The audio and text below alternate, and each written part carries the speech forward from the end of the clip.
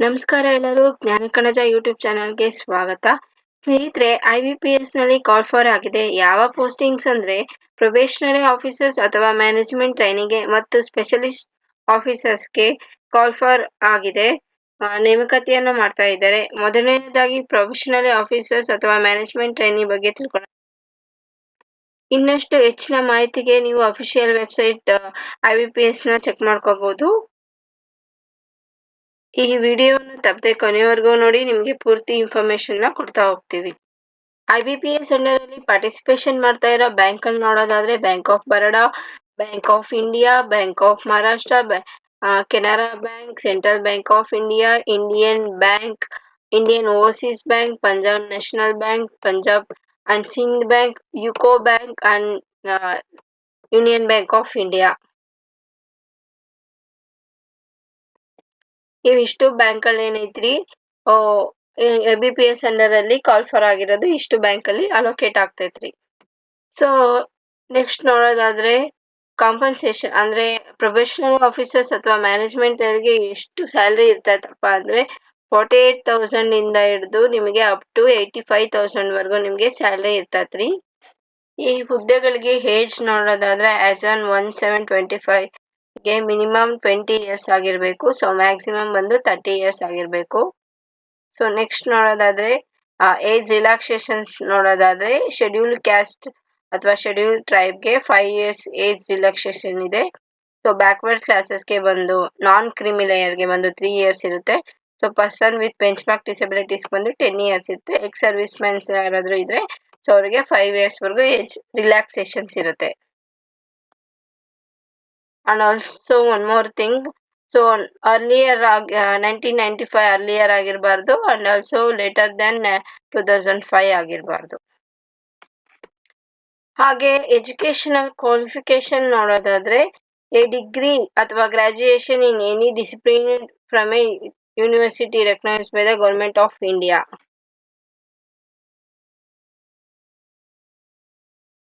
Candidate ಹತ್ರ valid mark sheet ಇರಬೇಕು and also degree certificate ಇರಬೇಕು. And also percentage of marks obtained in graduation while registering online. So next ನೀವು ನೋಡೋದಾದ್ರೆ application fees ಅಥವಾ intimation charges ಬಂದ್ಬಿಟ್ಟು ನಿಮ್ಗೆ ಎಷ್ಟಿರುತ್ತಪ್ಪ ಅಂದ್ರೆ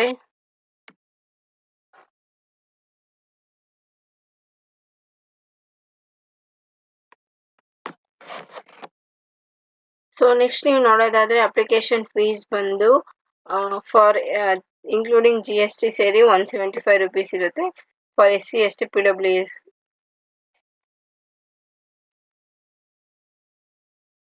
ಆನ್ಲೈನ್ ಅಲ್ಲಿ ಕೂಡ ನೀವು ಪೇಮೆಂಟ್ ನ ಮಾಡ್ಕೋಬಹುದು. ಪೇಮೆಂಟ್ ನ ಮಾಡೋದಕ್ಕೆ ನೀವು ಜುಲೈ 1 ಇಂದ 21 ಜುಲೈ ವರೆಗೂ ನಿಮ್ಗೆ ಟೈಮಿಂಗ್ ನ ಕೊಟ್ಟಿದ್ದಾರೆ.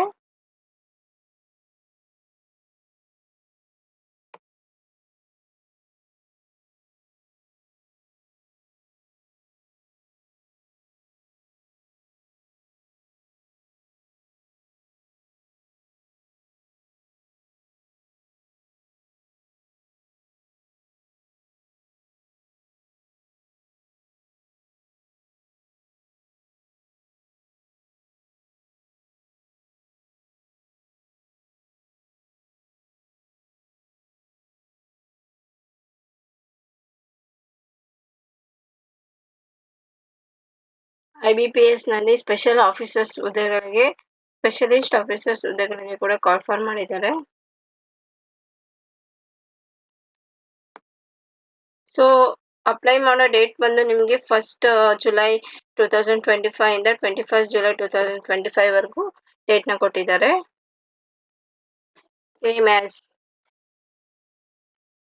ಸೇಮ್ ಆಸ್ ಪ್ರೊಬೇಷನರಿ ಆಫೀಸರ್ಸ್ ಏನಿದೆಯೋ ಅದೇ ತರ ಇದು ಕೂಡ ಅಪ್ಲೈ ಮಾಡಬಹುದು. ಸ್ಯಾಲರಿ ಕೂಡ ಸೇಮ್ ಇರ್ತದೆ. 48,000 ಇಂದ 85,000 ವರೆಗೂ ಸ್ಯಾಲರಿ ಇರ್ತದೆ. ಎಜುಕೇಶನಲ್ ಕ್ವಾಲಿಫಿಕೇಶನ್ ನೋಡೋದಂತಂದ್ರೆ ಮೊದಲನೇದಾಗಿ IT ಆಫೀಸರ್ ಹುದ್ದೆಗಳಿಗೆ 4th ಇಯರ್ ಇಂಜಿನಿಯರಿಂಗ್ ಕಂಪ್ಲೀಟ್ ಆಗಿರ್ಬೇಕು. Technology in degree, computer science ಅಲ್ಲಿ ಕಂಪ್ಯೂಟರ್ ಅಪ್ಲಿಕೇಶನ್ ಅಥವಾ information technology, electronics and communication ಆಗಿರ್ಬೋದು, electronic and communication electronics and instrumentation.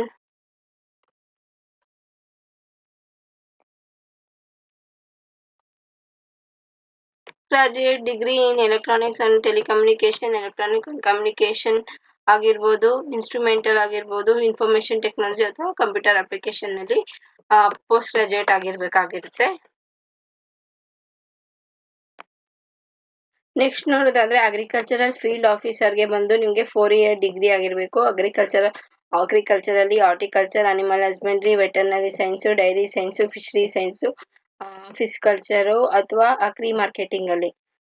And also cooperation and banking, agroforestry, forestry, agricultural, biotechnology, B.Tech, biotechnology, food science, agricultural business management ಆಗಿರಬೇಕು, food technology, dairy technology, agricultural engineering, sericulture, fisheries engineering ಅಲ್ಲಿ ಡಿಗ್ರಿಯನ್ನ ಮುಗಿಸಿರ್ಬೇಕಾಗಿರುತ್ತೆ. So next ನೋಡೋದಾದ್ರೆ ರಾಜಭಾಷಾ ಅಧಿಕಾರಿ ಅಂತ ಅಂದ್ಬಿಟ್ಟು, so ಅದು minimum age ಬಂದ್ಬಿಟ್ಟು 20 years, maximum age ಬಂದ್ಬಿಟ್ಟು 30 years ಎಲ್ಲದಕ್ಕೂ ಅಪ್ಲೈ ಆಗುತ್ತೆ. ಸೊ ಇದರಲ್ಲಿ ಬಂದ್ಬಿಟ್ಟು ಪೋಸ್ಟ್ ಗ್ರಾಜುಯೇಟ್ ಡಿಗ್ರಿ ಆಗಿರ್ಬೇಕು, ಹಿಂದಿ ಅಂಡ್ ಇಂಗ್ಲಿಷ್ ಅಲ್ಲಿ ಸಬ್ಜೆಕ್ಟ್ ಆಗಿರ್ಬೇಕಾಗಿರುತ್ತೆ ಗ್ರಾಜುಯೇಷನ್ ಲೆವೆಲ್ ಅಲ್ಲಿ. ಸೊ ಪೋಸ್ಟ್ ಗ್ರಾಜುಯೇಷನ್ ಡಿಗ್ರಿ ಬಂದ್ಬಿಟ್ಟು ಸ್ಯಾನ್ಸ್ಕ್ರಿಟ್ ಅಲ್ಲಿ ಆಗಿರ್ಬೇಕು, ಹಿಂದಿ ಅಂಡ್ ಇಂಗ್ಲಿಷ್ ಅಲ್ಲಿ ಸಬ್ಜೆಕ್ಟ್ ಆಸ್ ಅರ್ಥ ಡಿಗ್ರಿ ಲೆವೆಲ್ ಅಲ್ಲಿ ಆಗಿರ್ಬೇಕು. ನೆಕ್ಸ್ಟ್ ಬಂದು ನಮ್ಮ ಲಾ ಆಫೀಸರ್ ಆಗಿರುತ್ತೆ. ಸೊ ಲಾ ಆಫೀಸರ್ ಬಂದು ಬ್ಯಾಚುಲರ್ ಡಿಗ್ರಿ ಇನ್ ಲಾ ಆಗಿರ್ಬೇಕು, LLB ಆಗಿರ್ಬೇಕು. So in advocate bar council ಅಲ್ಲಿ ಅವರು ಎನ್ರೋಲ್ ಆಗಿರ್ಬೇಕು. ಕಮಿಂಗ್ ಟು ನೆಕ್ಸ್ಟ್ HR ಅಥವಾ ಪರ್ಸನಲ್ ಆಫೀಸರ್ ಬಂದ್ಬಿಟ್ಟು graduate and 2 years full time post graduate degree ಆಗಿರ್ಬೇಕು ಅಥವಾ 2 years full time post graduate diploma ಆಗಿರ್ಬೇಕು. ಪರ್ಸನಲ್ ಮ್ಯಾನೇಜ್ಮೆಂಟ್ ಅಲ್ಲಿ ಅಥವಾ industrial relations, HR, HRD, social work ಅಥವಾ ಲೇಬರ್ ಲಾ. ನೆಕ್ಸ್ಟ್ ನೋಡೋದಾದ್ರೆ ಮಾರ್ಕೆಟಿಂಗ್ ಆಫೀಸರ್ ಹುದ್ದೆಗೆ graduate and 2 years full of MMS marketing management. So 2 years full time MBA marketing ಆಗಿರ್ಬೇಕು, 2 years full time PGDBA ಆಗಿರ್ಬೇಕು, PGDBM diploma in business management ಆಗಿರ್ಬೇಕು. So specialisation ಇನ್ marketing ಆಗಿರ್ಬೇಕು totally. In case of dual specialisation ಏನಾದ್ರು ಇದ್ರೆ, so one of the field specialisation should be in the fields prescribe. ಈಗ ಅವ್ರು ಹೇಳಿರೋ ಪ್ರಕಾರ MBA ಇನ್ marketing ಅಥವಾ HR ಆ ತರ ಮಿನಿಮಮ್ 2 ಸ್ಪೆಷಲೈಸೇಷನ್ ಇರಬೇಕು. ಸೊ ಮೋರ್ ದನ್ 2 ಸ್ಪೆಷಲೈಸೇಷನ್ ಇದ್ರೆ ನಾಟ್ ಎಲಿಜಿಬಲ್ ಟು ಅಪ್ಲೈ ಅಂತ ಹೇಳಿದ್ದಾರೆ. ಸೊ ಅಪ್ಲಿಕೇಶನ್ ಫೀಸ್ ನೋಡೋದಾದ್ರೆ 175 for SC ST PW candidates ಆಗಿರುತ್ತೆ, ವಿತ್ ಇನ್ಕ್ಲೂಡಿಂಗ್ GST ಆಗಿರುತ್ತೆ. 850 ಫಾರ್ ಅದರ್ಸ್ ಆಗಿರುತ್ತೆ, ಇನ್ಕ್ಲೂಡಿಂಗ್ GST ಆಗಿರುತ್ತೆ. ಸೊ ಆನ್ಲೈನ್ ಪೇಮೆಂಟ್ ನಲ್ಲಿ ನೀವು ಅಪ್ಲಿಕೇಶನ್ ಫೀಸ್ ಪೇ ಮಾಡಬೇಕಾಗಿರುತ್ತೆ. ಅಪ್ಲಿಕೇಶನ್ ಫೀಸ್ ಅಂಡ್ ಇದು ಎಕ್ಸಾಮಿನೇಷನ್ ಸ್ಟ್ರಕ್ಚರ್ ಎರಡು ಸೇಮ್ ಇರುತ್ತೆ ಪ್ರೊಫೆಷನಲ್ ಆಫೀಸರ್ಸ್ ಮತ್ತೆ ಸ್ಪೆಷಲ್ ಆಫೀಸರ್ಸ್ಗೆ ಕೂಡ. ಸೊ ಸ್ಟ್ರಕ್ಚರ್ ಆಫ್ ಎಕ್ಸಾಮಿನೇಷನ್ ಕೂಡ ಸೇಮ್ ಇರುತ್ತೆ, ಎಜುಕೇಶನಲ್ ಕ್ವಾಲಿಫಿಕೇಶನ್ ಒಂದು ಡಿಫ್ರೆನ್ಸ್ ಬರ್ತಾ ಹೋಗುತ್ತೆ. ಇವಾಗ ಸ್ಟ್ರಕ್ಚರ್ ಆಫ್ ಎಕ್ಸಾಮಿನೇಷನ್ಸ್ ನೋಡೋದಾದ್ರೆ ಫಸ್ಟ್ ಒಂದು ಪ್ರಿಲಿಮ್ಸ್ ಎಕ್ಸಾಮಿನೇಷನ್ ಆಗುತ್ತೆ. ಪ್ರಿಲಿಮ್ಸ್ ಎಕ್ಸಾಮಿನೇಷನ್ಗೆ ಸೊ ಇಲ್ಲಿ ನೋಡೋದಾದ್ರೆ ಸ್ವಲ್ಪ ಡಿಫ್ರೆನ್ಸಸ್ ಬರುತ್ತೆ ಫಾರ್ ಪ್ರೊಫೆಷನಲ್ ಆಫೀಸರ್ಸ್ ಪ್ರಿಲಿಮ್ಸ್ ಎಕ್ಸಾಮ್ಸ್ಗೆ ಮತ್ತೆ ಫಾರ್ ಸ್ಪೆಷಲಿಸ್ಟ್ ಆಫೀಸರ್ಸ್ಗೆ. ಇಲ್ಲಿ ನೋಡೋದಾದ್ರೆ ಪ್ರಿಲಿಮ್ಸ್ ಎಕ್ಸಾಮಿನೇಷನ್ ಅಲ್ಲಿ ಲಾ ಆಫೀಸರ್ ಮತ್ತೆ ರಾಜಭಾಷಾ ಅಧಿಕಾರಿಗೆ ಸಪರೇಟ್ ಪ್ರಿಲಿಮ್ಸ್ ಇರುತ್ತೆ. ಸೊ ಸಪರೇಟ್ ಅಂದ್ರೆ ಸಬ್ಜೆಕ್ಟ್ ಚೇಂಜ್ ಆಗುತ್ತೆ, ನೇಮ್ ಆಫ್ ದ ಟೆಸ್ಟ್ ಬಂದ್ಬಿಟ್ಟು. ಸೊ ಇಲ್ಲಿ ಲಾ ಆಫೀಸರ್ ಮತ್ತೆ ರಾಜಭಾಷಾ ಅಧಿಕಾರಿಗೆ ಬಂದು ಇಂಗ್ಲಿಷ್ ಲ್ಯಾಂಗ್ವೇಜ್ ಇರುತ್ತೆ, ರೀಸನಿಂಗ್ ಇರುತ್ತೆ, general awareness with special reference to banking ಇಂಡಸ್ಟ್ರಿಗೆ ಇರ್ತದೆ. ನಂಬರ್ ಆಫ್ ಕ್ವಶನ್ಸ್ ಬಂದ್ಬಿಟ್ಟು 150 ಕ್ವಶನ್ಸ್ ಇರುತ್ತೆ, 125 ಟೋಟಲ್ ಮಾರ್ಕ್ಸ್ ಇರುತ್ತೆ. ಸೊ 2 hours ಅಲ್ಲಿ ಎಕ್ಸಾಮ್ಸ್ ನೀವು ಕಂಪ್ಲೀಟ್ ಮಾಡ್ಬೇಕಾಗುತ್ತೆ. ಇಂಗ್ಲಿಷ್ ಅಂಡ್ ಹಿಂದಿಯಲ್ಲಿ ನಿಮ್ಗೆ ಎಕ್ಸಾಮಿನೇಷನ್ ಕಂಡಕ್ಟ್ ಮಾಡ್ತಾರೆ. So for IT officer, agricultural field officer, HR, marketing ಆಫೀಸರ್ಗೆ ಬಂದ್ಬಿಟ್ಟು ಇಂಗ್ಲಿಷ್ ಲ್ಯಾಂಗ್ವೇಜ್ ಇರುತ್ತೆ ಕಾಮನ್, ರೀಸನಿಂಗ್ ಇರುತ್ತೆ ಕಾಮನ್. ಸೊ ಇಲ್ಲಿ ಚೇಂಜಸ್ ಆಗೋದೇನಪ್ಪಾ ಅಂದ್ರೆ ಕ್ವಾಂಟಿಟೇಟಿವ್ ಆಪ್ಟಿಟ್ಯೂಡ್ ಬರುತ್ತೆ ನಿಮ್ಗೆ. ಸೊ ಟೋಟಲ್ ಮಾರ್ಕ್ಸ್ ಬಂದು 150 same as it is, 125 total marks ಇರುತ್ತೆ. ಇಂಗ್ಲಿಷ್ ಹಿಂದಿಯಲ್ಲಿ ಎಕ್ಸಾಮ್ಸ್ ಇರುತ್ತೆ. ಸೊ 2 hours ಅಲ್ಲಿ ನೀವು ಎಕ್ಸಾಮ್ ನ ಡ್ಯೂರೇಷನ್ ನ ಕಂಪ್ಲೀಟ್ ಮಾಡ್ಬೇಕಾಗುತ್ತೆ. ಸೊ ಯಾರು ಆನ್ಲೈನ್ ಪ್ರಿಲಿಮ್ಸ್ ಅಲ್ಲಿ ಕ್ವಾಲಿಫೈ ಆಗ್ತಾರೆ ಅವರು ಬಂದು ಆನ್ಲೈನ್ ಮೇನ್ ಎಕ್ಸಾಮಿನೇಷನ್ಗೆ ಕ್ವಾಲಿಫೈ ಆಗ್ತಾರೆ. ಮಿನಿಮಮ್ ಮಾರ್ಕ್ಸ್ನ ತಗೊಂಡು. ಸೊ ಮೇನ್ ಎಕ್ಸಾಮಿನೇಷನ್ ಬಂದ್ಬಿಟ್ಟು ಇಲ್ಲಿ ಪ್ರೊಫೆಷನಲ್ ನಾಲೆಡ್ಜ್ ಇರುತ್ತೆ. So 60 marks, 60 ಕ್ವಶನ್ಸ್ಗೆ 60 marks English and ಹಿಂದಿಯಲ್ಲಿ ಇರುತ್ತೆ. 45 ಮಾರ್ಕ್ಸ್ಗೆ ನಿಮಗೆ ಕನೆಕ್ಟ್ ಮಾಡ್ತಾರೆ. ಸಾರಿ, 45 ಮಿನಿಟ್ಸ್ಗೆ ನಿಮಗೆ ಇಲ್ಲಿ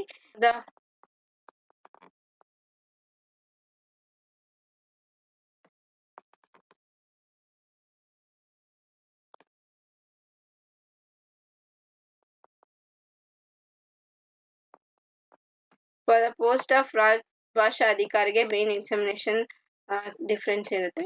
ಸೊ ಪ್ರೊಫೆಷನಲ್ ನಾಲೆಜ್ ಮತ್ತೆ ಪ್ರೊಫೆಷನಲ್ ನಾಲೆಜ್ ಡಿಸ್ಕ್ರಿಪ್ಟಿವ್ ಇರುತ್ತೆ. ಸೊ 2 ಕ್ವಶನ್ ಅಲ್ಲಿ ನಂಬರ್ ಆಫ್ ಕ್ವಶನ್ ಬಂದ್ಬಿಟ್ಟು 45 ಇರುತ್ತೆ.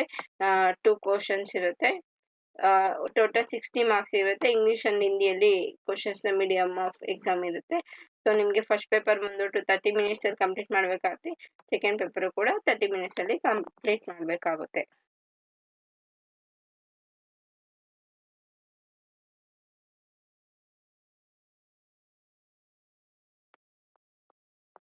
ಪೋಸ್ಟ್ ಆಫ್ ಭಾಷಾ ಅಧಿಕಾರಿಗೆ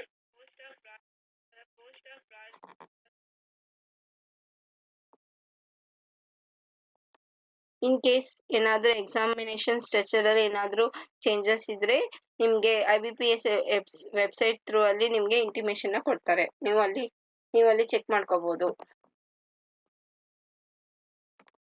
IBPS ಅಂಡರ್ ಅಲ್ಲಿ ಪ್ರೊಬೇಷನರಿ ಆಫೀಸರ್ಸ್ಗೆ ಪ್ರಿಲಿಮಿನರಿ ಎಕ್ಸಾಮ್ಸ್ ನ ಯಾವ ತರ ಕನೆಕ್ಟ್ ಮಾಡ್ತಾರೆ ಅಂತ ತಿಳ್ಕೊಳ್ಳೋಣ.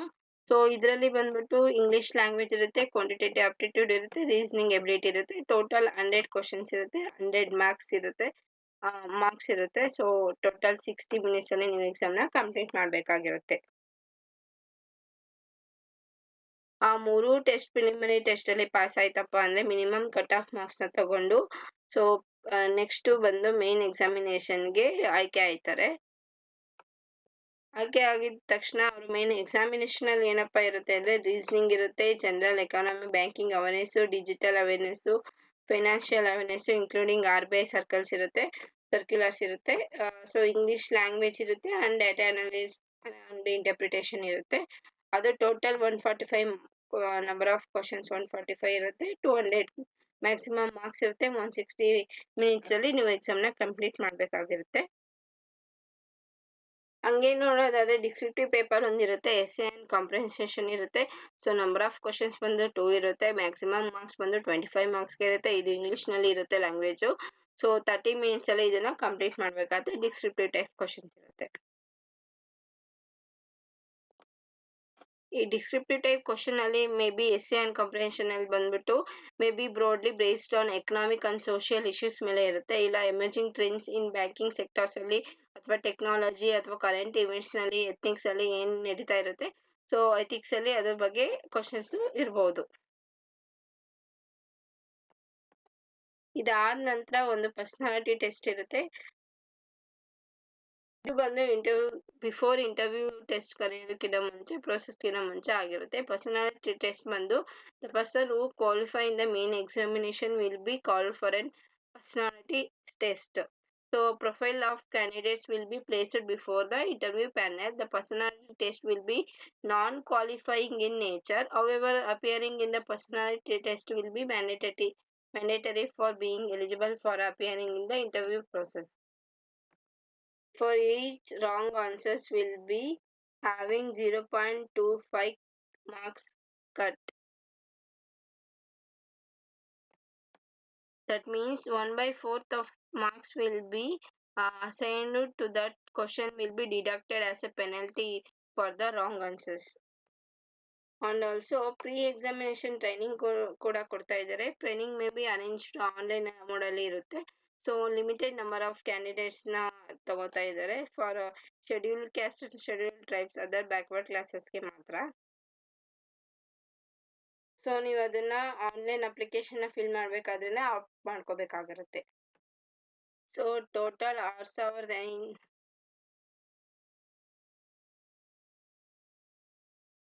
6,215 ಪೋಸ್ಟ್ಗಳಿಗೆ ವೇಕೆನ್ಸಿನ ಕಾಲ್ಫರ್ ಮಾಡಿರೋದು.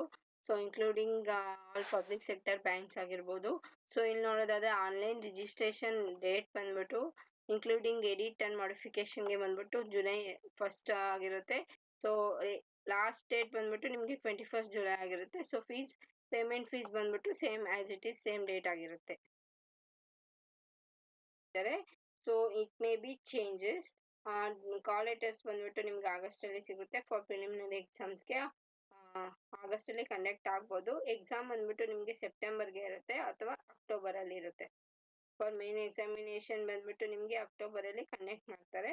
ಸೊ ಡಿಕ್ಲರೇಷನ್ ರಿಸಲ್ಟ್ ಬಂದ್ಬಿಟ್ಟು ನಿಮ್ಗೆ ನವೆಂಬರ್ ಅಲ್ಲಿ ಇರುತ್ತೆ. ಪರ್ಸನಾಲಿಟಿ ಟೆಸ್ಟ್ ಅಥವಾ ಬಂದ್ಬಿಟ್ಟು ನಿಮ್ಗೆ ನವೆಂಬರ್ ಅಥವಾ ಡಿಸೆಂಬರ್ ಇರುತ್ತೆ. Process will be continue to 2026 January ವರ್ಗೂ ಕಂಟಿನ್ಯೂ ಆಗುತ್ತೆ. ಏನಾದರೂ ಡೌಟ್ಸ್ ಇದೆ ನೀವು ಕಮೆಂಟ್ ಸೆಕ್ಷನ್ ಅಲ್ಲಿ ಕಮೆಂಟ್ ಮಾಡಿ. So thank you for watching. And also ನಿಮಗೆ ಡಿಸ್ಕ್ರಿಪ್ಷನ್ ಅಲ್ಲಿ ಲಿಂಕ್ ಅನ್ನ ಕೊಟ್ಟಿರ್ತೀನಿ. So for apply link and notification link ಅನ್ನ ಹಾಕಿರ್ತೀವಿ. ನಿಮಗೆ ಮೋರ್ ಇನ್ಫಾರ್ಮೇಶನ್ ಬೇಕಿದ್ರೆ ನೀವು ಅಲ್ಲಿ ಹೋಗಿ ಚೆಕ್ ಮಾಡ್ಕೋಬಹುದು ಅಥವಾ ವೆಬ್ಸೈಟ್ ಅಲ್ಲಿ ಕೂಡ ನೀವು ಚೆಕ್ ಮಾಡ್ಕೋಬಹುದು. Thank you so much for watching.